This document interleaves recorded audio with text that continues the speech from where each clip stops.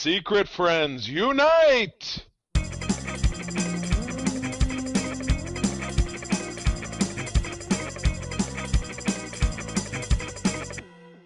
Welcome to the Secret Friends Unite podcast, episode 481.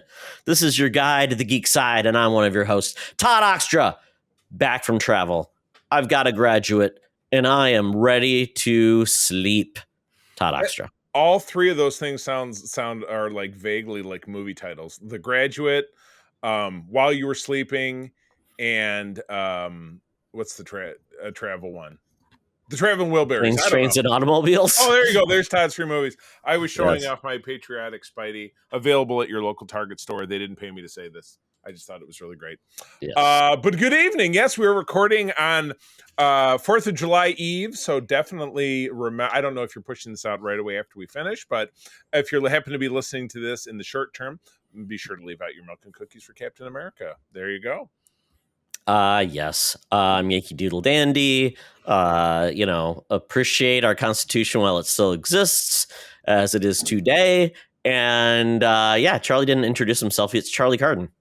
Boy, after 10 years, I hope you know who I am. But if you don't, I'm Charlie Carden, if you hadn't already mentioned that. So, yes. We're here. It's muggy. Fireworks tomorrow. I've seen several memes that saying, somebody who, lives in downriver in the Detroit area is celebrating their last weekend with 10 fingers. I know it's the word. Be nice, Charlie. Be nice. We got rain here tomorrow, so we will be doing no door antics. But that's okay because ultimately it's all about being free. And we're free to recommend a great service that we offer to some very cool people. Wow, that was the best set. That was the best and most patriotic segue I could possibly imagine. Well, anyway, what Todd is alluding to is a little service called Patreon, where for about the last year and a half, we have had an account over at patreon.com/secretfriendsunite, where we have great ad-free versions of our 4 shows and lots of extra fun content, including a great comic show that Todd and I do called Spinnerack, and a fun program that I have called The Facts of Geek Life, where myself and a guest take a classic series and a season and break down a handful of episodes and just overall have a great time. All of that fun stuff can be yours, sampled free of charge for a 7-day period by signing up for any one of our ad tiers, as we did with a new member this week. I'm going to jump right to the end of this. We're going to give some love to someone who I'm not sure that I know because it could be a pseudonym, but Mary Letters is trying out our service. So Mary, thank you. We're excited to have you on board. We hope that you enjoy what you hear. And as the classic line goes, please stick around. We're glad to have you on board. But lest we not forget these wonderful folks who have been supporting us this whole live long while on the Friends with Benefits level, Mr. John Sidorf, the awesome Phoenix Sisters cosplay, that's Kelly and Crayley. Kelly is a frequent contributor to our show, and we're actually going to get a chance to hang out with her next month in Chicago. So look forward to that because we're all going to Fan Expo show. Brendan Myers, Corey in HD, and Matthew Keel. Our top tier folks are called BFFs. That is the awesome Nias family. They're in the Twin Cities in Minnesota, friends of Todd's. Sean, Stella, and Henry. We are very grateful for all of you. And again, if you're listening to the sound of my voice, please be like Mary and go to patreon.com/secretfriendsunite. Get your free 7-day trial and think about sticking around because we would love to have you. All right. Yes.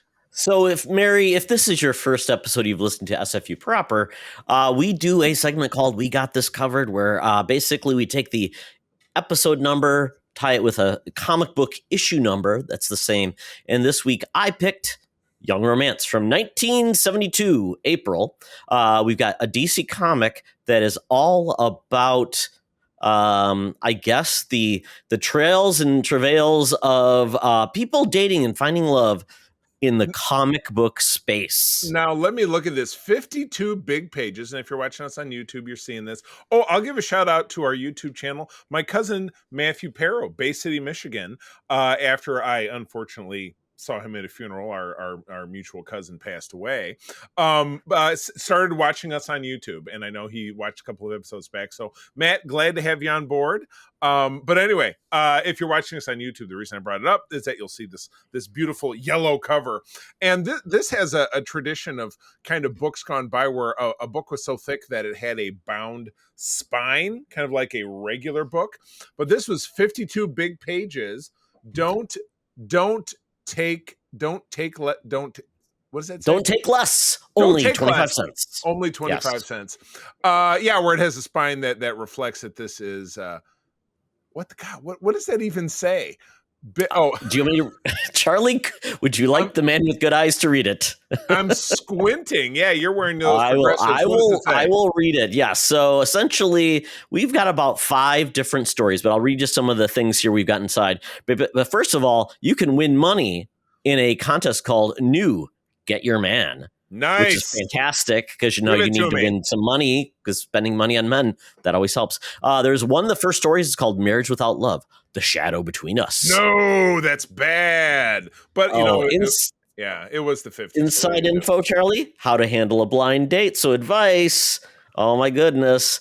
Ned and Gloria and Jim and Sandra. I was caught in the middle. Well, okay. Paige Peterson.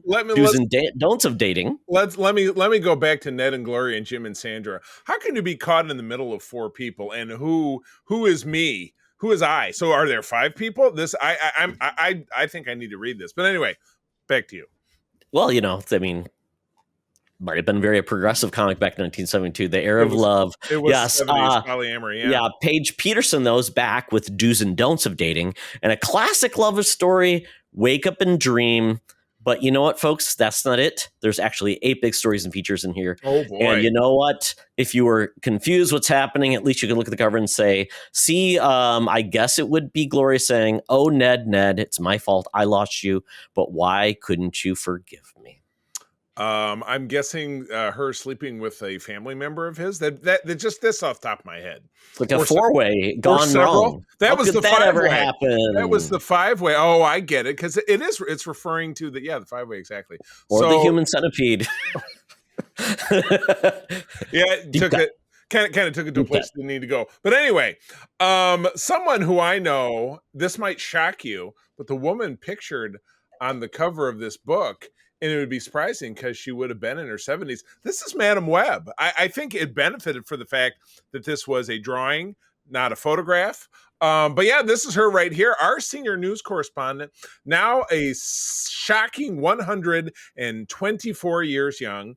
Has been in the business for a very long time, but now she works for us and only for us. She thought she was going to have a breakout earlier this year with her debut film, but it didn't work. So she came crawling back, and we offered her half salary, and she's still with us. But anyway, she's got our scoops, our news and reviews down at the corner of Hollywood and Vine.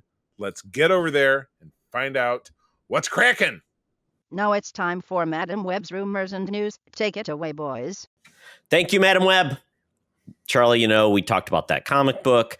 We actually have found out that Madam Web was an associate editor. She was going by a different name. She was going by Pauline Cobweb. And that's what she was going by. But she was basically recreating many classic tales of her romance through life. So yes, right. She basically had younger people playing her in dramatizations through the 4 colors of comics. So Madam Web, I'm glad that people can look back in all of your romantic escapades, including that fantastical 5-way. But it's like a comic book series, fantastical 5-way. Oh my God. There's the name of the episode right there. Yes, thank you, Madam Web, for bringing us this great story. It's called, basically, we've got a trailer for Batman Caped Crusader. It's coming to Amazon Prime. Originally, it's supposed to go to Max. And then at the time, basically, HBO was looking to get some money back by moving some of their properties elsewhere. Right. But it's coming, and this is essentially by kind of a great set of people that are behind this new animated series: Bruce Timm, J.J. Abrams, Matt Reeves, Ed Brubaker, and Sam Rister. So just people that kill it in regards to more expressive stories with the animation. I think this might be JJ's first and Matt Reeves' first time doing animation, maybe even Red Brubaker. But this is going to be more of a darker, even a more noir take on Batman, and it's Right. very early in his Definitely darker. career. We're getting like the classic Batman design from like the earliest days of the comic. And No, we're getting no purple gloves. see that I don't get the purple gloves. No, me neither. Yeah, I know It's, they you do know, that in the toys Yeah. and things, but I don't see that in the comic. Well, I mean, it's if you look at the cover of Detective Comics 27, I believe he's sporting them, but bright colors in a crime fighter. It's why I have never liked, and I realize he's right here, the classic red and blue Spider-Man. I've always preferred the black Spider-Man because I'm like, all right, well, he fights crime at night, so why would he not just have completely dark clothing? You know, black leather. Come on, I don't know. Michael, you know, obviously Michael Keaton as Batman influenced all that for us, but yeah, the purple gloves. I don't get it. I never really understood it, and I guess I just never really noticed it too much. But yeah, Batman's comics changed all the time. But yeah, we gotta love the look, the shorter ears, and just more of a very simplified look. Even though the yellow belt, I mean, I've got a Batman right yellow there. mixing in. Yeah, There it it's an interesting look. So, and basically they're saying this should be Batman Week 2 versus like Year 1. So early in the career, we're going to get a lot of first meetings with a lot of his Rogues Gallery, and they're going deep in the Rogues Gallery too, which I love. This isn't just going to be like no fun. This is going to include quite a few people. I mean, we're getting Diedrich Bader, who played a Batman, who's playing Harvey Dent. Christina Ricci is going to be Selena Kyle. Jamie Chung is going to be Harley Quinn. Minnie Driver, Eric Morgan. I mean, just a lot of great characters. I missed it, and I don't have it up in front of me. Who is Batman himself? Hamish Linklater, who's in Midnight Mass. So a different type of actor who's playing this role. And I think that's perfectly fine. I mean, we are not going to get, our favorite voice actor back from Kevin Conroy from Back from the Dead. Yeah. R.I.P. No.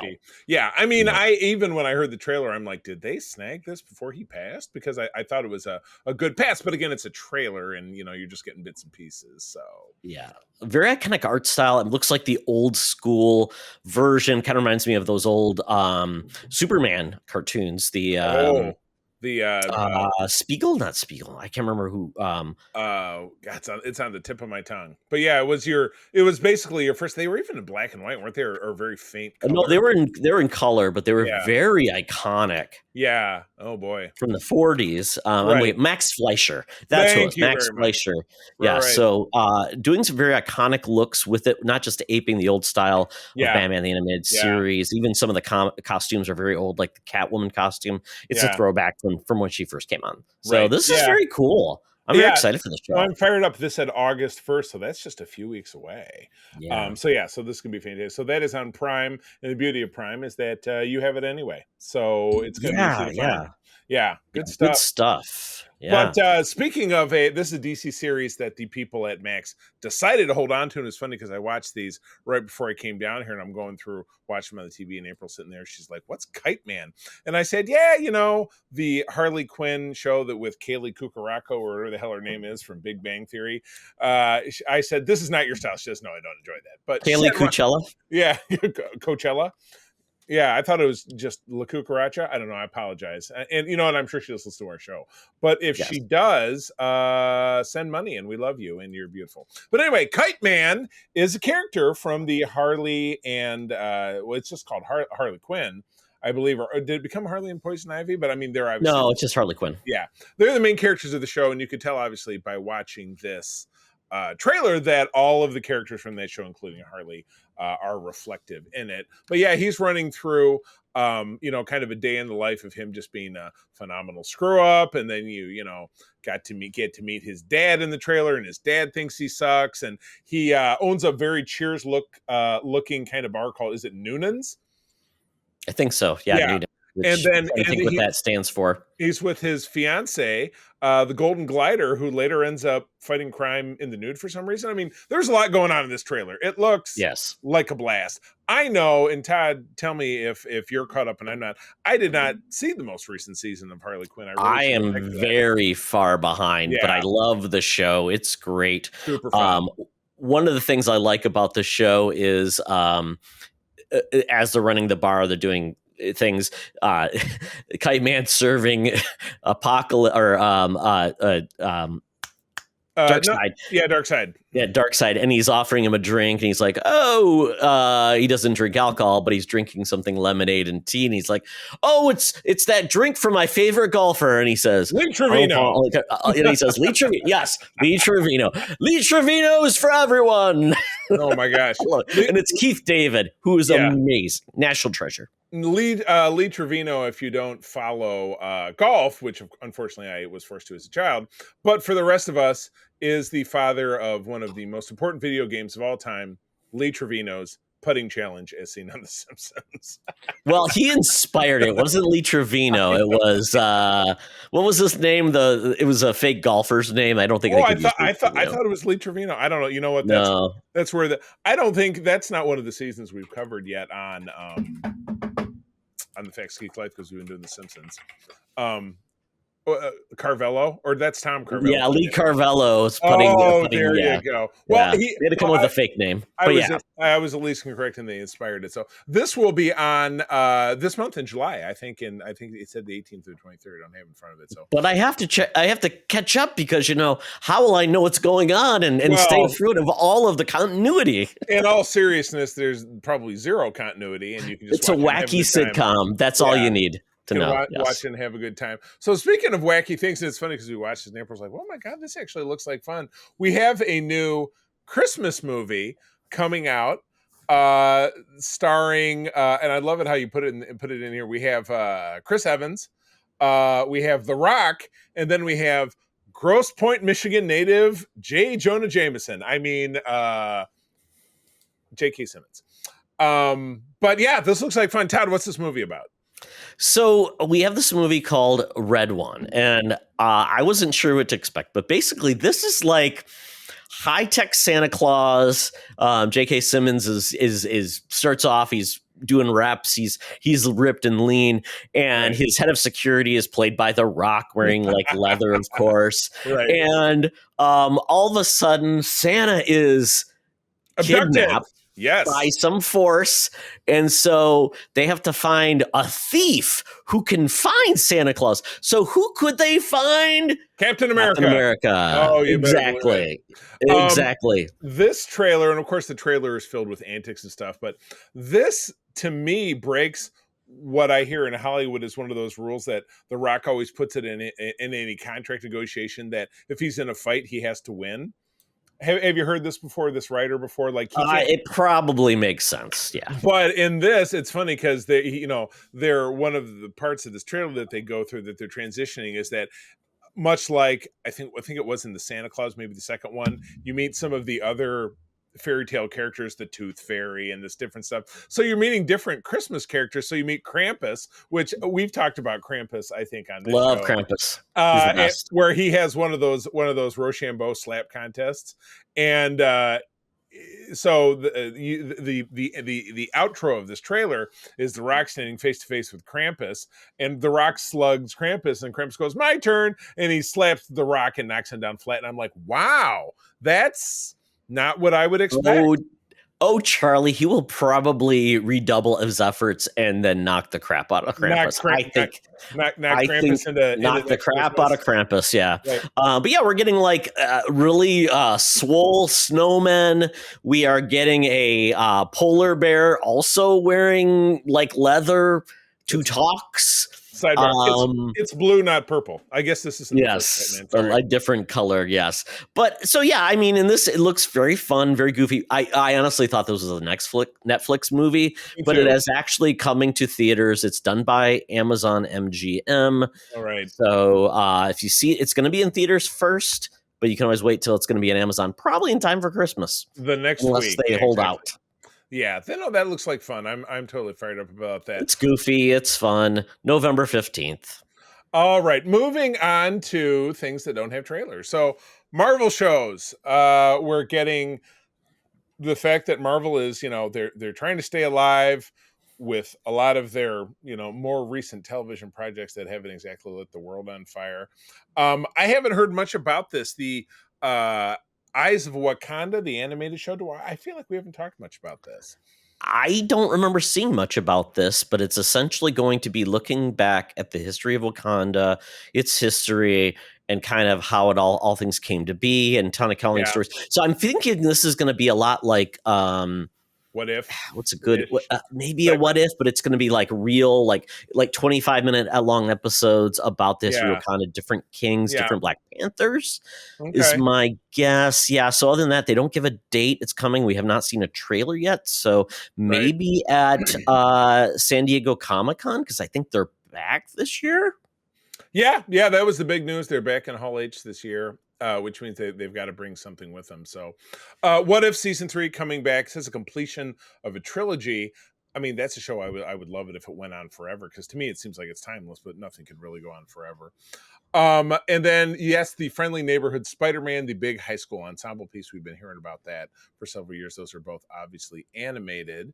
And then the Daredevil show, which went back for massive retooling. It was I think everything that they had done was scrapped, and it wasn't that news maybe about 6 months ago. Yeah, they had to Finally get said, boom. several new showrunners. They decided Yeah. that it's going to be taking place in continuity with Daredevil, but we've obviously seen this Daredevil and Kingpin Separately in post Echo. MCU. Yeah, exactly. Yeah, and Echo, and then we also had She-Hulk. So Right. curious what the tone will be, and if they'll continue on with more of their, I would say, like amped up abilities. Yeah. Considering Kingpin could survive a gunshot and also Getting hit by a car. Yeah. exactly, and then Daredevil really using his abilities in a different way, looking even more dynamic. So I hope they don't play it too dour and sour, because I think the Netflix series did a good job of like bringing all of the angst into a show already. So Right. Yeah. I don't know, and I don't know what else is left to do with Daredevil unless there's other unexplored areas. I mean, we've not gotten Bullseye, correct? Not on Or have TV, we? no. Yeah, the last Okay. Bullseye we had was, of course, Colin Farrell in the '03 movie, and less to be said. You know what I mean? Yeah. So Yeah, and I don't think I really like their take on Elektra, really. It felt a little bit unsatisfying. So I don't know if they'd go back there. I mean, obviously, well, I mean, Elektra's they come back from dead many times. yeah. Well, she's in the Deadpool Wolverine. That's been confirmed, but that's just a cameo. Oh, it was? Okay, I didn't Yeah, realize. okay. That's interesting. I Okay. believe so. Jennifer Garner? Yeah. Okay, but not the Elektra in the Netflix series. No, Jennifer Garner. Okay, that's what I was Yeah. trying to figure. Like, oh yeah, Right, no, she's I was- back. Dude, where's my car? Yeah, Yeah, we I can- was yeah. talking about the Fox films, and yeah, I didn't segue. Okay, correctly, so. yeah. And So- apparently, oh, go ahead. No, I was going to say, does this, and I already closed the window, I apologize. Does this touch on what we're seeing next? Because I feel like the Agatha Harkness show, whatever the hell they want to call it these days, should be the next thing we see. Because Yeah, I've seen some pictures of it, and they're really going down there, basically saying that's going to be more of in the horror lens of Marvel, which is cool because we got, and that's going to be, they said it's going to be around the Halloween time, so I think that's probably going to be a, late September, October show, and I don't know, man. I now that are kind of getting like a lack of Marvel, we kind of have X-Men 97 set up on a high note. We've got Wolverine, Deadpool. If we get back into those projects, which have already been produced after Disney said we're going to change some things, I'm just wondering if that's going to get people like are just still going to not care about a lot of these projects. Yeah, it's I don't know. It is tough. Well, the proof will be on the screen, so we will see, and we'll be here to talk about it. All right, I'm very excited about this. I dropped this on their Discord, like the second that it happened. And Todd, you and I are covering the first 2 of the 4 G.I. Joe Energon-verse miniseries over on Spinnerack within the next several months. You'll be able to tune in, listen to that. Even more of a reason to visit patreon.com/secretfriendsunite for that free 7-day trial. Plug. But yeah, G.I. Joe. So as expected, the 4 miniseries, so it's Duke, Cobra Commander, currently running is Scarlet and Destro, which I've been reading and talking about. Though the characters all introduced, kind of sprinkled throughout G.I. Joe characters that we do know, which were all obviously introduced and created by Larry Hama in the 1980s, are now rebooted. They're new, and they're all coming together in a big series in November. A new G.I. Joe #1, and it's just a great piece of key art. And it's so weird because looking at this, you're seeing a lot of familiar characters, But right in the middle of this piece of art, and I don't know if this is on the screen if you're looking at YouTube. But Dude with a suit. Yeah, Google the image. You have a transposition of a blonde-haired woman in a suit that's very obviously Cobra, and you have a woman with with dark hair and glasses wearing the big star, very emblematic of G.I. Joe of the United States. So we have kind of a flip-flop Scarlet and Baroness. I think that's kind of interesting, and I'm wondering if it'll have anything with it. But there's always time to do a flim flam, Charlie. Exactly. And it looks like we are introducing a new character, appears to be a short-haired African-American guy. Dude in a suit. Belt. Dude in a suit. Yeah, I believe I get the feeling that's somebody we've not seen yet, unless I'm misremembering. But yeah, we've got all your favorites: Cobra Commander, Destro, Scrap Iron, the Crimson Twins, Clutch, Cover Girl, Stalker, and so I'm fired up about this. I think it looks good. It feels like it's capturing a lot of the fun and goofiness and just of the animated series, and then bringing kind of probably some solid, obviously solid writing. So I love that we're finally getting that versus it's like, it's guys in black armor and it's bad like the movies. And Oh yeah. Absolutely. So yeah, you exactly said it great. Featuring the first appearance of an all-new character and many familiar faces is the comic that will change everything you know about G.I. Joe, and that's only half of it. So the writer is, I was going to say Joshua Williamson. I was going to say Kevin Williamson, who wrote Dawson's Creek. Different guy. He wrote a really good comic I read, Birthright. Very cool comic. He wrote Nailbiter, which is a horror book. And he's done work for DC in regards to, he did Flash, Justice League versus Suicide Squad, Deathstroke, Batman Metal, which was pretty cool. Talented guy. Yeah, really good stuff. Art team of Tom Riley and Jordi Belair, who drew the Duke miniseries. So I'm all fired Prince. up. No, not the Prince. Oh, different Prince. I was thinking of your Minnesota Prince there. R.I.P. But yes, I would imagine this will find a way to coalesce with the Transformers characters. That's not my favorite thing, but that doesn't mean that it could be. Todd, it couldn't be great. Todd, are you continuing to read the Transformers ongoing? Yeah, they've been amazing, and that's what I would say. I think the comics have really, especially with starting with Boy Rivals, it really bled into these robots have personalities. It's not the humans that are driving the stories. Which I'm like, and they're not wisecracking racist robots like no, and that's the thing. And I think that's the fun part. Yes, we don't need to make our robots the worst version of us. Oh my God. Well, I'm very excited about this. So again, November 13th, that I will pre-order that. And they're terrible about making pre-orders available. It's not like with Marvel and DC. You really gotta remember and wait it out. Yeah, you'll know when it's there. Well, we won't forget. It's already in my calendar, so there's no doubt about it. So, all right. Well, that takes us out of the news. Todd, time to get out that Fuber app, that feeble Uber app. We've got to get ourselves down to Scugtown, Nastyville. The Geek Easy awaits. We're getting in that dirty, stinky cab with the AM radio. The guy turns it on, and all of a sudden I'm hearing this advertisement. Hey, Secret Friends Unite, let me tell you about Zencastr. We use them for our show, and now they're supporting us. Zencastr is now the all-in-one solution making podcasting easy. It's the ultimate web-based podcasting solution. Provides high-quality audio and video podcast production and hosting. With a full suite of professional tools, podcasters can seamlessly record, produce, and publish studio-quality content, all from one dashboard. Being a creator has never been easier. And we chose Zencastr because of the ease of use, high quality output, and it makes it super easy for our guests to come on. We had multiple solutions we tried before, and Zencastr has just been the best fit for us. Why Zencastr? It's now super easy to record a podcast with Zencastr. Log in using your browser and start recording a high-quality podcast right away. Record studio-quality sounds and up to 4K video with your guests. Feel a sense of zen knowing Zencastr's multi-layered backups ensure you always have your recordings in the highest quality, even if the connection is unstable. Have you ever worried what you sound like? Zencastr's post-production process makes you sound buttery smooth. It automatically removes those ums and ahs in your recording. It removes those awkward pauses in conversation too. Set the right podcast loudness and levels while reducing background noise with the click of a button. So if you're interested in making an easy high-quality podcast just with the click of a browser button? Go to Zencastr.com/pricing and use my code SFU1. You'll get 30% off your first month of any Zencastr paid plan. I want you to have the same easy experiences I do for all my podcasting and content needs. It's time to share your story. Now back to the show. Talk nerdy to me. Talk nerdy to me. We're sitting in the Geek Easy, cover band's playing, drinks are poured, and we are ready to get our nerd on.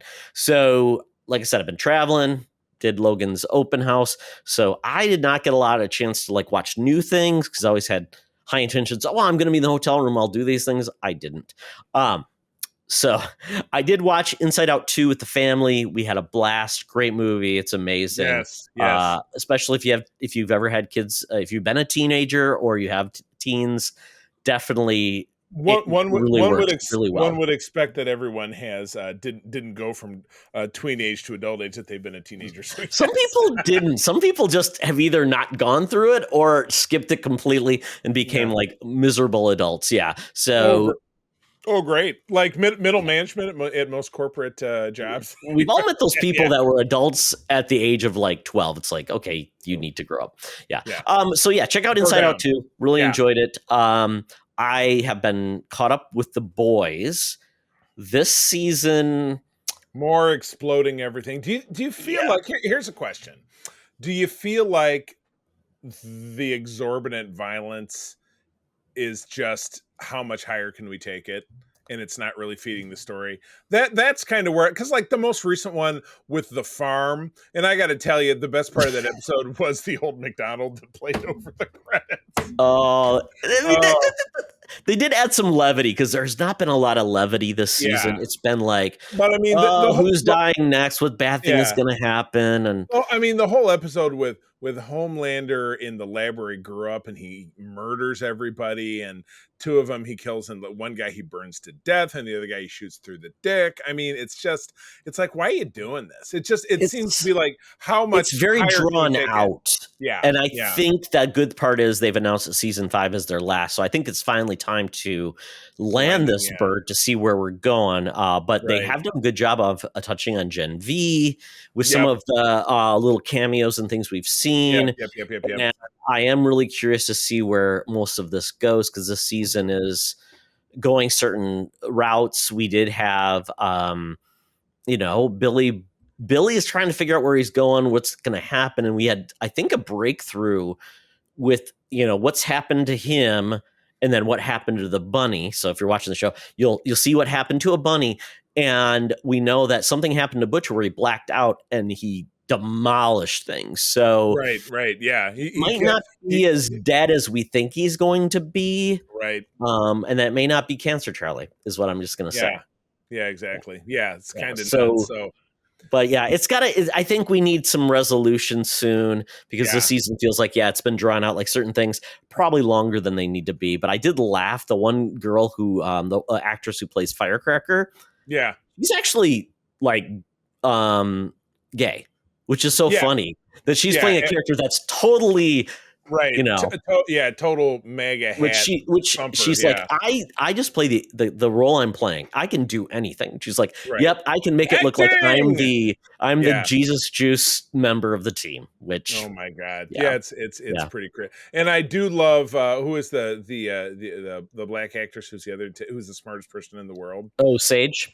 Yeah, Sage, and her flirtation with the Deep, and how he. Oh my god, just. Well, she has to make herself dumb to enjoy things, which I absolutely love. So basically has to dumb herself down, which then, which it's a great dynamic because, and then the Deep is gone. He's finally getting some, he's going deeper. Yes, exactly. Oh is what we can say. Yeah. It's pretty crazy. Some things, the chess pieces are moving in the show. So we'll see where this goes. Right. And the boys, of course, is on Prime. So I always like to shout that out. But yes, Hot D, House O the Dragon. Holy cow. We got some drag. We don't. I feel like we get maybe like 2 minutes. Maybe 2 minutes of dragon screen time. We got it in two different ways in this most recent. Yes. Episode. Yeah. Dragons showed up, but they didn't really do anything. They just kind of watched some things and landed. Didn't eat anybody. Nobody got set on fire. Maybe they're lonely. We don't know. Oh, we did get the potential of some horny dragons, which that's a scene that how do you get those eggs, Charlie? Eggs don't come from nowhere. That can be a deleted scene for the home video release, please. Let's avoid the dragon humping. That's just no joy for me. There's an audience for that somewhere, but not here. So essentially, the first 3 episodes, are just building up that tension to looks like we're gonna finally get some action, which we really need because we have not gotten a lot. The only action that actually happened off like screen, where we have these 2 families that have been fighting for decades finally came to blows and we see their bodies, but no real movement forward. But we do have it where it looks like essentially the Master of Whispers now that we've got is essentially pulling all the threads finally on staff with Prince Aegon.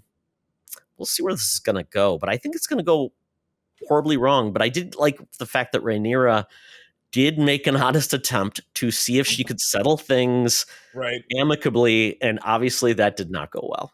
Yes, they got together in the well, or the Well of the Souls, or the Castle of a Million Candles, or whatever it was. Yeah, trying to lay it down. So we've got, is it this, they do 10 episodes, so we're, what is it, was this 3? It's 10 or 8, but we're at 3. It's always must-see TV.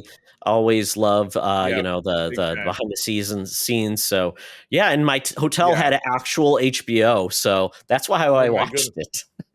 I tell you, and if you travel more frequently, my recommendation is always the Travel Roku. That's what got me through my long travels. I had a laptop with me, so what's the worst thing I watch on a laptop? Very true. Yeah, laptop. And I actually podcasted the first time ever in a hotel room. Worked really well. Brought the laptop. Brought this mic with me. I had decent internet for a chance. Or for time. I've done a few episodes of Holocron early on, just when. But I was not sitting in the bed, Charlie. I was at the table. I sat at the desk when I did it, being professional. That was long ago. I didn't own a desk. And I had a bad back. I don't know. Whatever my excuse to be. All right. The Acolyte, Star Wars. Now, it's funny, is after you and I finish here, I'll be recording with Mark. Yes. Holocron will be pushing that out. Mark tends to dig a little deeper because he's a little bit more of a devotee, and I try to balance that out. But Todd, you covered the first couple of episodes with us, but I know that you have some notions. We're talking about episodes 5 and 6, or just running it up to this point. So by all means, where are you landing presently with the Acolyte after episode 6? I still don't get the tone of the show. It's all over the place. We have I will say we're finally getting into, and spoilers if you're not up to speed, but we're finally getting some answers to our questions. The big battle between Smilo Ren and the Jedi was really a cool battle. Oh, it's fabulous. And the deaths, you didn't really expect that. 2 of our the thing that made me cancel my action figure order is that now all the characters are dead. So I don't need what's his name? It was Jord and Jackie Moon. Yeah, just like Jord. Yeah, like Jorts. I'm gonna call him Jort. Like the shorts, jean shorts. Jordash. Just call him Jord. Yeah. Jord. Yeah, and then Jackie Moon.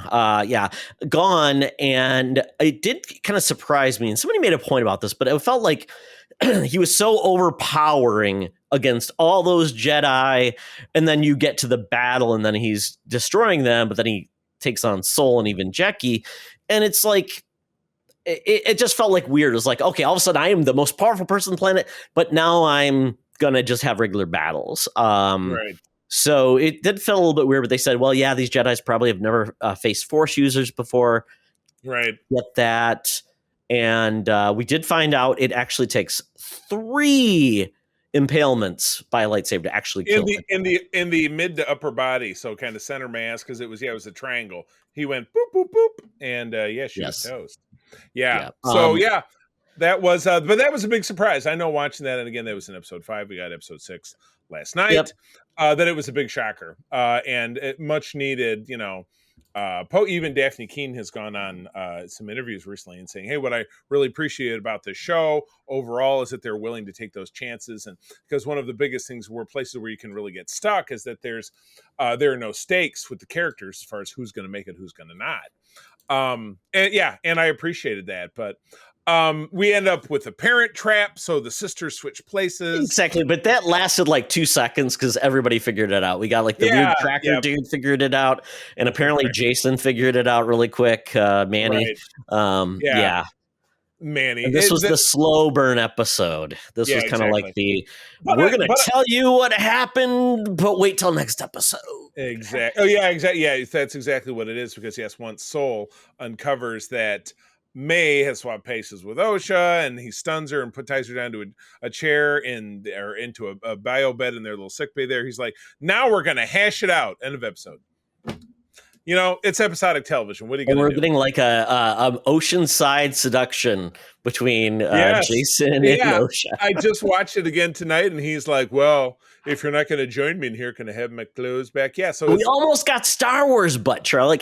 There's like been we got what we almost got a Star Wars nudity in Return of the Jedi, or maybe we did. I don't know. We did. You know what? No one can ever know. With that, and we're of course referring to the scene in Jabba's palace. If you do pause it at the exact right moment, when Ula, she was a London ballet dancer in real life. Don't tell anybody, then they'll figure out our secrets, and then she falls. And you can, as pausing it on my VHS, you do see a boob move through the thing. And I'm just saying, it does exist. It's just very, How did George let that one go? I don't know. Maybe fix it. Did he fix it in special edition? Must have. Oh my God. All right. Well, Star Wars continues. It will. All right. We have two more episodes of The Acolyte. Which happens on Tuesday. You'll hear about it a little bit more in depth and unbelievable scrutiny with myself and Mark and our guest, who I've not yet met. It's somebody new that Mark's bringing in. So you'll TBD. hear that. That's their name. Yes. You'll hear it concurrently with probably hearing the show. But anyway, all right. On my side, I just finished. I read the last 2 of 4 issues today of The Sons of Star Trek, which was a miniseries. Star Trek is published by IDW. And this was Q's son, which we met, who was played by John Delancey's real son in the very late series episode of Voyager, comes to Deep Space Nine pretty much close to the end of the series because all of our characters look about that age, but it's falling in lockstep with other things that have been happening in the 2 ongoing Star Trek comics, including the fact that Worf's son Alexander led this bloody revolution, and now he's imprisoned. Nog is, as we saw him at the end of DS9, Jake is kind of drifting through life. And so you get these 3 sons. I hope I'm not forgetting anybody. That Q Jr. or QJ, they call him throughout the series, snaps his fingers and he transports them onto an alternate reality ship, and it's guest star heaven. Gul Dukat is the captain of the ship, Starfleet. But you also have Tuvix, who was the blend of Tuvok and Neelix from Voyager, which is the source of many millions of memes. You get Mariner from Lower Decks. Jadzia Dax still alive. You just get a lot of different stuff. Oh my God. These 4 issues are... I've been reading my fan fiction. I guess. These 4 issues are really just an exploration of these characters and where they're stuck in life and trying to find out life lessons. So it's a great read. I'm not going to spoil it. But again, all the issues are out now. I've fallen off the bandwagon of reading Star Trek every month. I was really on top of it. And I'm like, I got all these piling up. And so I've kind of limited myself to the miniseries, but I've not kept up with any until I got to this one because I thought it sounded really interesting when it was solicited, probably 6 or 8 months ago, and I jumped on it. So yeah, I'd recommend it. And as we've talked about with digital comics, of course, you can find these at your local comic shop. I'm sure eventually, apart from single issues, there'll be a trade of it that you can pick up. Definitely support your local comic shop. But if you're a digital reader like I am, generally when these comics come out, after 1 or 2 more issues goes by, the price of those previous issues will be cut in half. So it's Comixology has discounts, especially if you're a Comixology unlimited subscriber.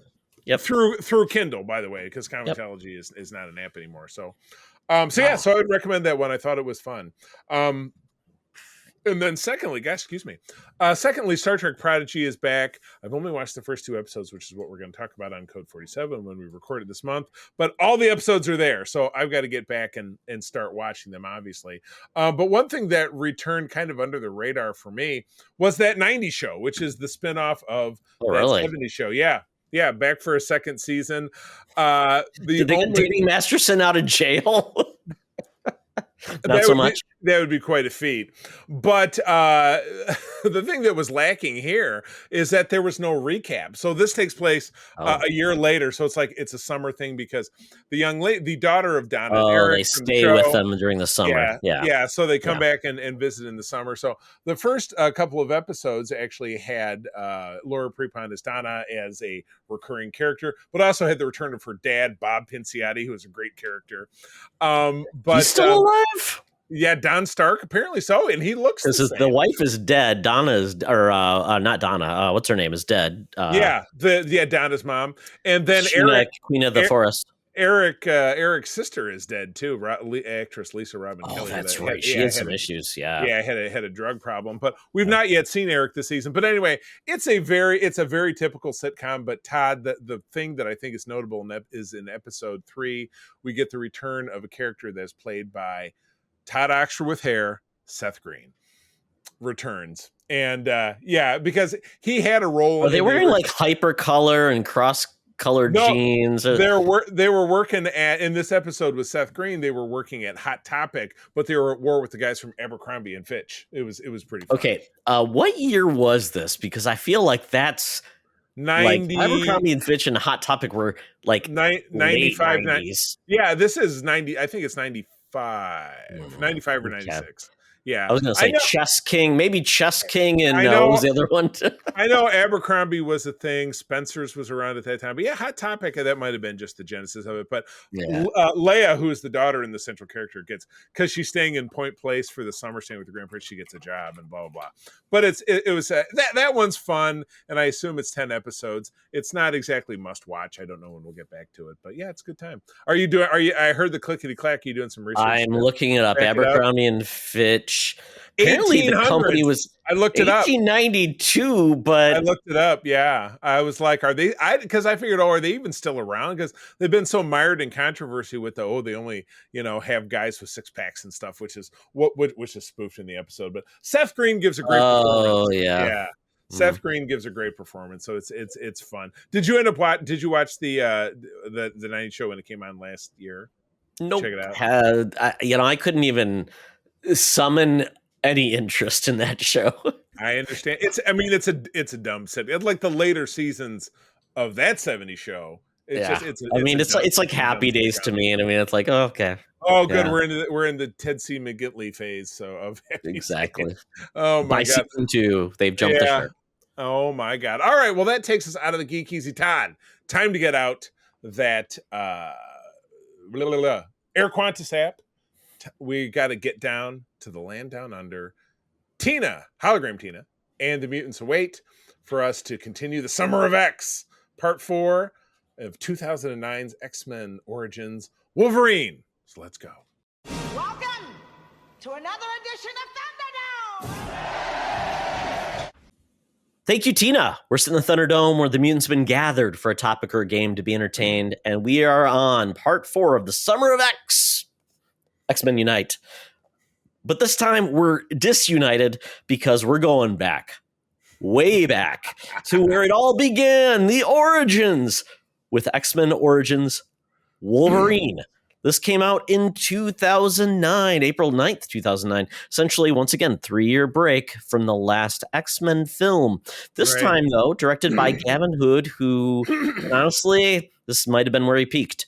Screenplay by David Benioff, if you know that name, from one of the showrunners of the Game of Thrones. The GOT Bros. Yeah, him and his partner wrote this one together, I think, yeah. Well, Skip Woods is the other person. So I'm not sure who Skip Woods is, but not the other guy. Skip him. Yes. A budget of 150 million, made 373. So always good to double your budget with your box office. Yeah, they squeaked on through, exactly. So yeah.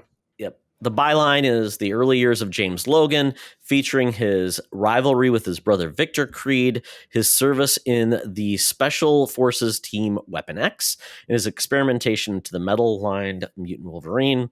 Looking back, this movie scored a 38% on the tomato meter by critics, and the audience liked it a little bit better at 58%. You can watch this film if you have not already watched it or want to watch refresh your memory on Disney Plus and other ways to get it, basically video, library, falling off a truck, someone's garbage. Right. Look for it Exactly. now.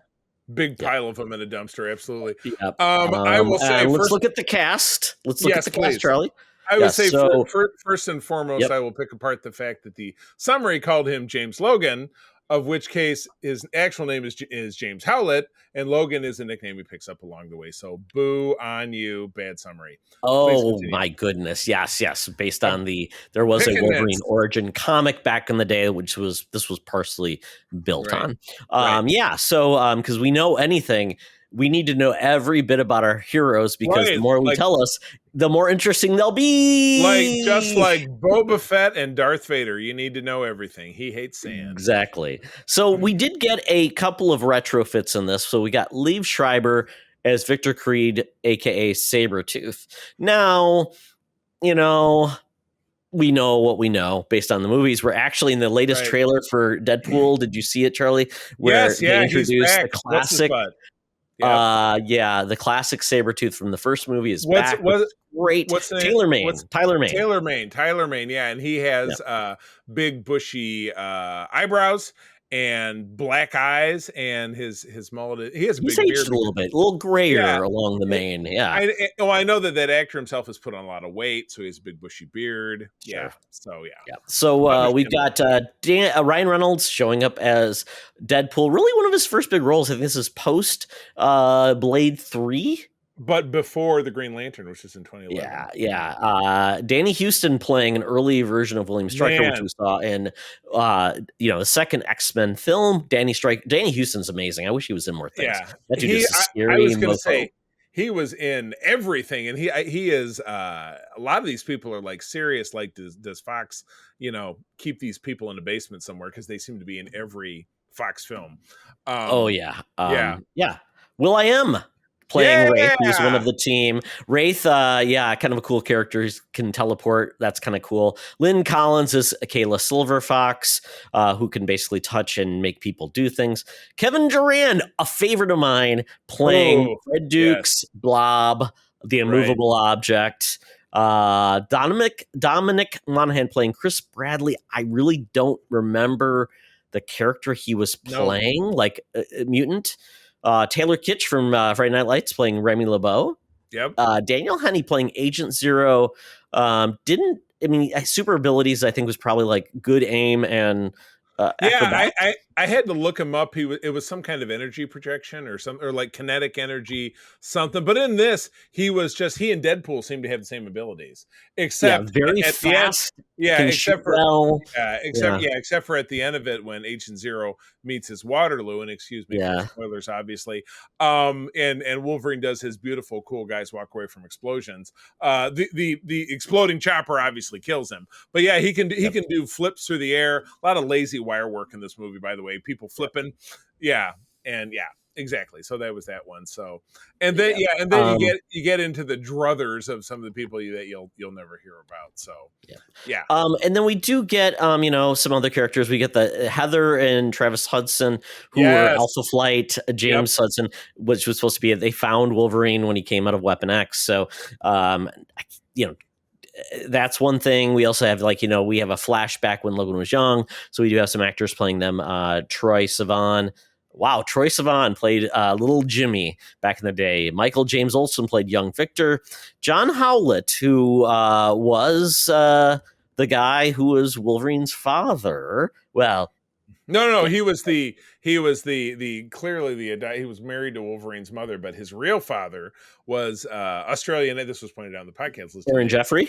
Australian actor Aaron Jeffrey. Oh, got it. Yeah, got it. So the last name of Logan, exactly. Even though Victor Creed didn't have the name Logan, but he probably should have been Victor Logan. Right, but then obviously that's the name that Jimmy or James Howlett decided to take on because that was his Yeah. real birth name. A little bit of And a mini, and then Tim Pocock as Scott Summers. right, and I did young Scott Summers. Yeah. one note I'll make about Alice Parkinson, who was the mother of Wolverine, was that she was, first of all, she obviously was screwing the gardener Yes. or whatever. But then when Wolverine, as a young man, sees Thomas Logan murder the man who he thinks is his father, Wolverine, much like Gene Illustrated, said, well, sometimes at puberty and in times of heightened stress, that's when mutations exhibit. So that's when Wolverine gets his claws, which were basically a sharp, bony material, and he murders his birth father, who says, sorry, son, and dies just in a very typically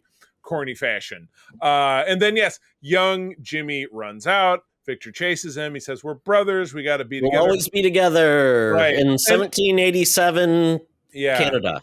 It was. I thought it was like the maybe the 1840s. Sure. Why But at not? any- It could be at any any rate, time. They're oldies. after- Old times. Yeah. After this, you get a montage that is my favorite part of the movie because you see the Yes. brothers fighting in the Civil War. Then and it's a nice transition with the music. It's like I said, for me, it was the best part of the movie. Transition done, forward, and they're in World War I. Then they're there on D-Day, which is funny because April and I just watched Saving Private Ryan last night, which of course starts with D-Day. This was obviously a little bit more truncated. I would have loved to have just seen Captain America walk by, though. You know what I mean?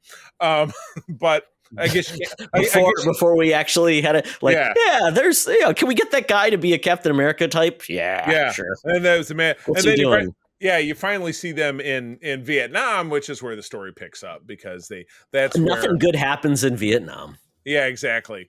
That's when they finally get hooked up with Stryker because it was a funny scene. They said Stryker finds the two brothers alone in a cell together, and Stryker, who is a major or colonel or something, he's like, well, I understand your execution was scheduled for 1100 hours. How did that go? And Wolverine says it tickled because they can't be killed. And then that's when they get recruited for the big Weapon X program, and we're off and running. And it's funny, Fox is, like I said, oh, Danny Houston must be owned by Fox. This was just a cavalcade of like dudes you saw in 24, which again, April and I are watching, but it's like the African diamond merchant was a villain in the season of 24 we're watching right now. Just tons of stuff. And this was all filmed in Australia too. So they had to fly all those people down there.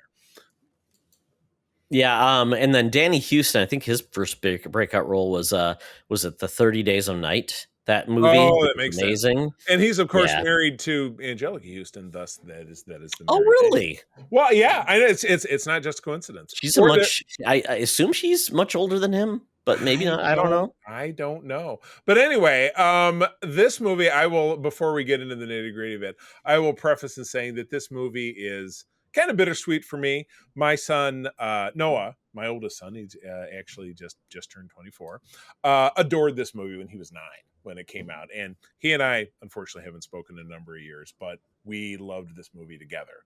So it's a little challenging for me. It's tough for me to be objective. But I will tell you, Sarli, you're completely wrong. Angelica Houston is his half sibling.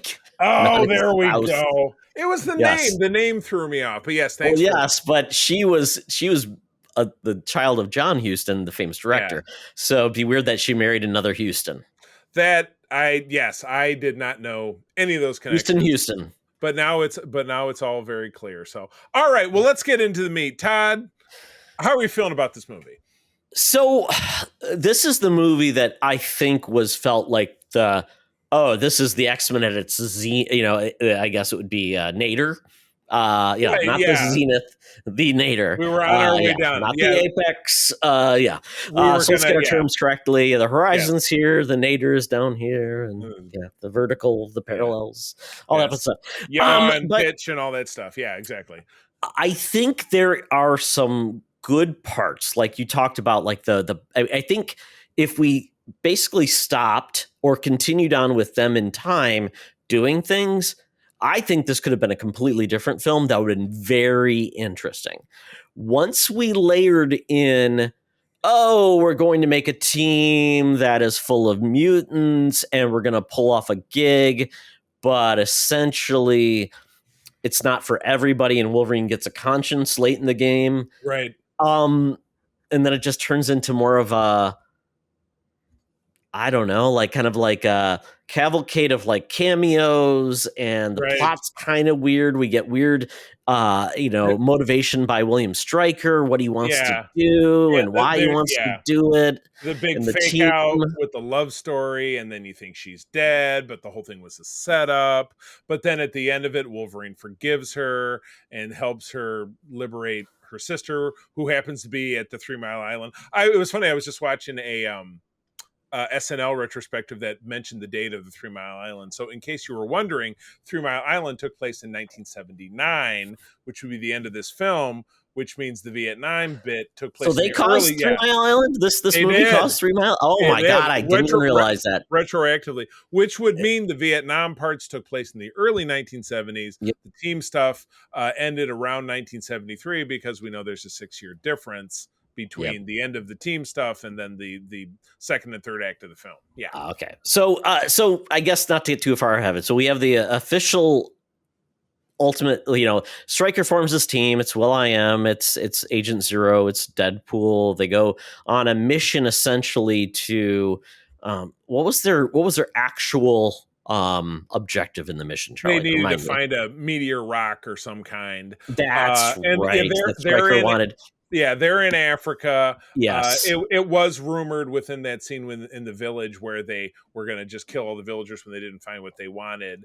That one of the villagers was Aurora Monroe, was Storm, but that was okay. One of those rumored or left on the cutting room floor or something like that. But that was when Logan said, I can't do this anymore. I'm walking away, and he just disappears. And it was really like Sabretooth kind of wanted to continue his bloodlust.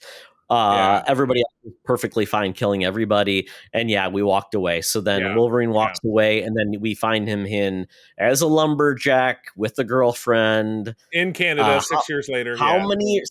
6 years later. So kind of established a life, and it's as we know, when you're happy in a place where you're doing a job that you probably aren't destined to do, things are going to go wrong, right? Absolutely. And that's what happened. So Stryker shows up in Zero, and he's like, Victor went nuts and he's killing everybody now, and da-da-da-da-da. And a day later, Victor does show up and appears to murder Wolverine's girlfriend, and so now Wolverine's on a bloodlust, and Stryker says, I can do this experiment and give you this magical metal, and we know you can survive the procedure where if I inject it into your apparently skeleton. Wolverine could never beat Victor without the abilities. Because there's a big fight scene the Weekly Planet guys had a fun with that as well. Logan gets tossed into the log, so he's logging.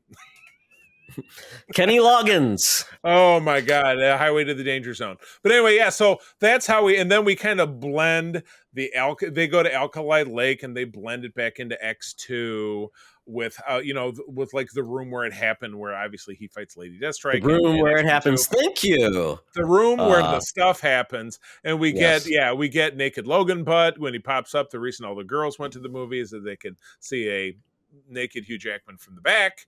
I love it. They do the procedure, and and he's underwater. I don't know why they need to put him underwater, but they put him underwater and inject him with all this stuff, and he dies. And they're like, "Come on, come back!" And then he comes back, and then for some reason, I guess he does have super hearing, but he hears Stryker say, "Well, just erase his memory." Throw him in the toilet. Throw him in the toilet. Oh, he's a toilet baby now. Oh, flush him down. That's why it's in water, Charlie. He's in the toilet tank. Because they're going to push flush him. Just going to go. Yeah, the bottom's going to go like this. Yes. I forgot about the super hearing part. That gets retrieve the adamantium, and we're going to try it again. Yeah, exactly. So that was the rock they got in Africa. It all comes full circle. Right. Wolverine's now can use his claws. He's dangerous and more dangerous. He doesn't call we be careful who you call Bub, because that's where we go next, right? Right, yeah. Wolverine's gonna track everybody down. You of course forget, the poor old Canadian couple that gets killed when Zero blows up the barn and stuff. The people who took him in. That would be And so then he ends up he hooks back up with Will.i.am, but not the rest of the Black Eyed Peas, which I think was a huge missed opportunity myself. Fergie could have been a good Emma Frost. Jean Grey. Oh, Jean Grey. Or and then what was the other one? Apple D App could have been like The Asian guy, the real like skinny, he, scrawny. he could have been Sunfire, and then we were good to go. Apple the app, that's my great. Yeah. God. And what was the other guy? Voodoo or Karma or what was the other guy's name? You make them sound like they're American gladiators. I don't know. There was a third guy. You're gonna have to Google it. American there should be a Black Eyed Peas like comic book where they're superheroes, because that would be amazing. No, don't funk with my heart. Anyway, all right. I'm looking them up. I'm looking at the roster of the Black Eyed Peas really quick. Then move. Charlie, let you know. No, Charlie, we have to talk about this. Taboo. That's who it is. Taboo. That's that and game. Yeah. That's that game. Taboo. Can't say the word. So anyway, we end up in New Orleans where we meet we see Fred Dukes from earlier in the movie, the awesome Kevin Durand, who's now put on like 300 pounds. He's the Blob now, and he has to have a boxing match with Wolverine, and Wolverine's wearing boxing gloves, but puts his claws through him and says, "I'll cut your head off."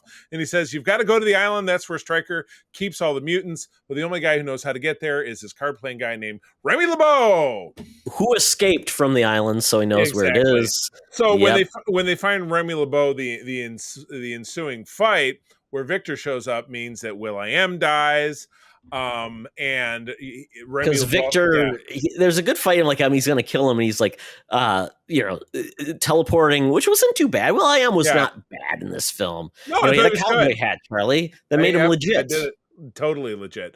So then Victor obviously kills him by he's jumping on and grabs his spine and breaks his back. It was the violence in this movie I noticed both in this, and I definitely see it in 24 a lot. Maybe it's a Fox thing. When someone gets stabbed and they pull the knife back out, there's never any blood on it. There's no blood in this. There's no blood in this movie whatsoever. Even when Wolverine gets shot in the head at the end of the film, not to jump ahead. No blood. No. Yes, but anyway, so then after a big punch up, very typically in films like this, Gambit says that he will take Wolverine to the island.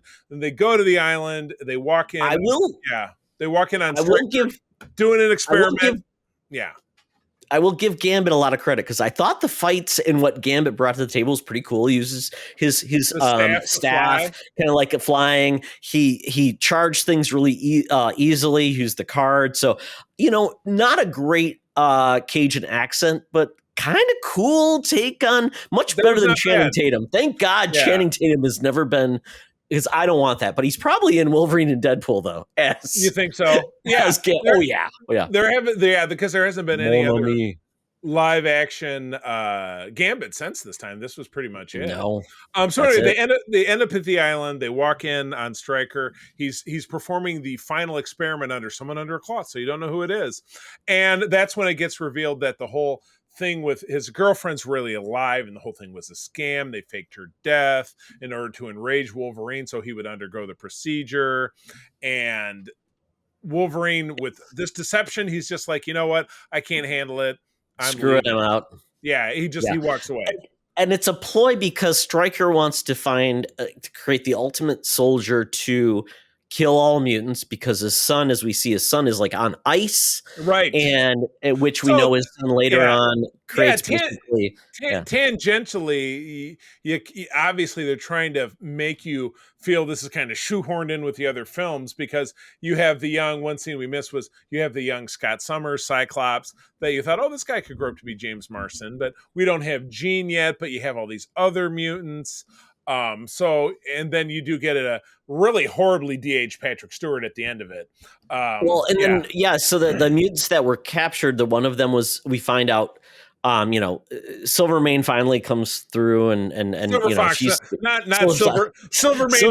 He's a Spider-Man villain with the Maggie. I know, the old millionaire guy. Yeah. So Silver Fox comes through, but we find out the reason why she went through all the hijinks because her sister, who ends up being Emma Frost, which is so bizarre. Right. And then we've got other mutants, and they're letting go, and they were basically utilizing all of their abilities to create the perfect mutant, who happens to be Deadpool. And Ryan Reynolds is Deadpool with his mouth all sewn together. And again, if you've never seen this movie but have seen the end of Deadpool 2 and the extra credit scenes, it's recapped in that. But they turned him into one individual with the powers of all the other mutants that you've seen in this film.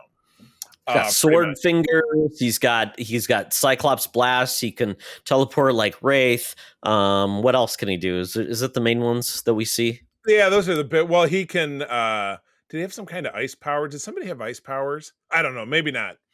Was that like Emma Frost powers? Like he could like make? I mean, I don't know. I don't think he did the. did a Well, lot of we'll, stuff. we'll focus on those main three.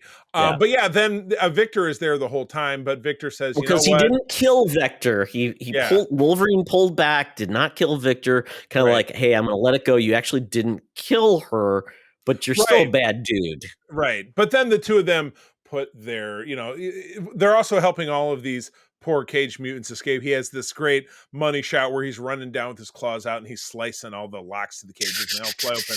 Ching, ching, ching, ching, ching. And so he's trying to lead Kayla with Emma Frost and Cyclops and all the other mutant kids down this long hallway, and it's just, and then a door opens. It's just like the Duel of the Fates. So it's like the end of episode 1 with Darth Maul, and because he's like, take the kids out of here, and then then we see the Deadpool, and it turns into the big fight. Now we do find out we're at a nuclear power plant. We're on the top of a nuclear reactor having a good time. So that's when it looks like Logan is going to fall to his death. That's when Victor shows up and says, nobody kills you but me. Let's fight it out. So they slug it out together, and they eventually. It was funny because it's actually very similar to episode 1, the Star Wars film, because they decapitate him as opposed to cutting him in half, and at the end of it the head just goes down, and it's blasting the Cyclops beams, right? And I'm like, holy crap! Did it ever stop? When did he close his eyes? Well, it did, because I don't know. Did you finally? We have a conversation about the stinger, but we can get back to that in a minute.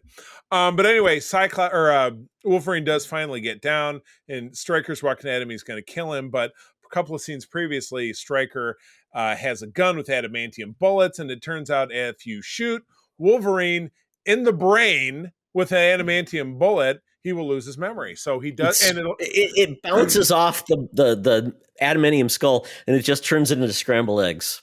Yeah, so just kind of like Sage, Charlie. Oh, there you go. But it grew back, but not exactly the same. That's what they were saying on Weekly Planet. Like, is the bullet still in there?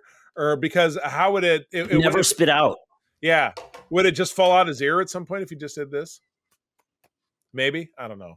So at any rate, he loses his memory. Kayla gets killed in the ensuing melee, but not before she touches Stryker's leg and says, keep walking and walk away from here. Walk until your feet bleed dry. Yeah, exactly. So I guess we don't. Did Stryker have like fake feet? X-Men 2? It wore his shoes out. But it's weird. It's weird because so obviously after this, Gambit shows up and says, hey, I know I don't know you, blah blah blah. He says, well, you better get out of here. So Gambit was not part of anything. He sat in the plane that flew them there. I don't know why he had a plane.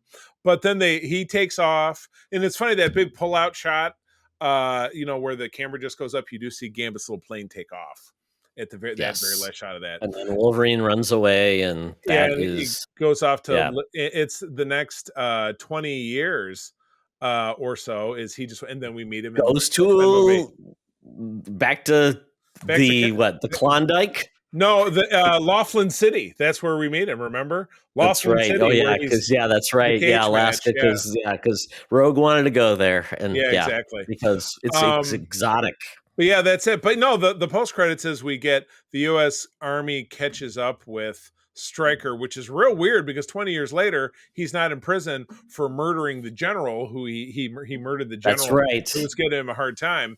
Maybe they weren't able to make it stick. Who knows? And then there were two different after credit scenes. We got one in the U.S. and one was overseas. The overseas one, which I think was in Japan, was just Wolverine sitting in a bar smoking a cigar, not knowing who he is, which is not much of a scene. Because it's like what happens. And it didn't happen yet, right? Yeah. Because we got the Wolverine next. Right. We have is that the, well, anyway. But the scene that we did get is the rubble of the destroyed nuclear power tower. And you see a hand, kind of like Cousin It, come out of the. And Todd, I know you didn't know about this because I don't think you watched it. I told you about it after the fact. Well, I hate- Disney Plus is bad because they don't have the shit in it. I'm sorry, but It's I there, go to it's the end of there. the I go through the credits and it's like there's nothing there. I'm like, what am I missing? I'm telling you, I watched it on Disney Plus. I And it's will totally look there. again. I will look again. But you see a hand reach over and grab a head, and it's Deadpool, and he's still alive, and he goes, the skin around his mouth came loose, and he goes, shh, and that's the end of the movie. So you're meant to think that Deadpool's still alive. There you go. And that's the movie. Yes. All right. So final thoughts before we give it the big 0 out of 10 clause. You know, maybe I'm becoming a little bit more forgiving in my old age, but now that I've seen so many bad X-Men films, I'm like, this one isn't as bad as I remember. It kind of pushes it somewhere to the middle, doesn't it? I mean, there's some dumb parts, of course, but I mean, the Deadpool part was, yes, I'm like, that's horrible. Oh my God. Because I probably thought we'd never get Deadpool again. So I'm like, that's how we're going to end it. But obviously now where we have Deadpool going and where we're seeing this, I'm like, I appreciate, you know what? What we can say with the Fox X-Men is they tried really hard, considering they were kind of making up as they went along, because I don't think they had a long-term plan.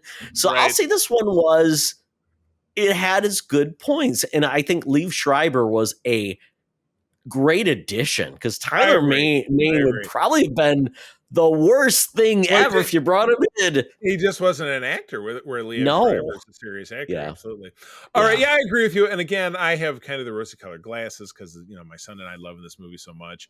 But yeah, looking at it with the benefit of the fact that this was from 15 years ago and everything we had in between, we had some great X-Men movies in between, and we had the worst X-Men movies in between. We had, every two. It's the rule of two with X-Men, right? It's the rule of two.